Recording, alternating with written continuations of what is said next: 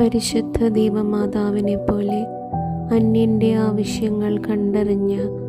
അവർക്ക് വേണ്ടിയുള്ള അപേക്ഷയാകുവാൻ, തൻ്റെ ഭൃത്യനു വേണ്ടി പോലും പ്രാർത്ഥിക്കാൻ തയ്യാറായ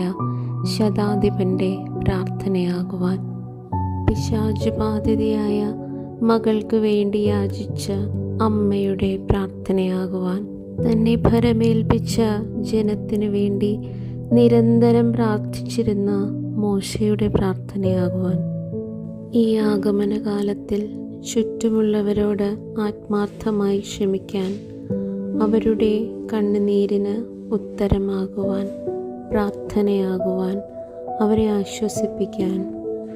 പിതാവേ, ഇവർ ചെയ്യുന്നതെന്തെന്ന് ഇവരറിയുന്നില്ല, ഇവരോട് ക്ഷമിക്കണമേ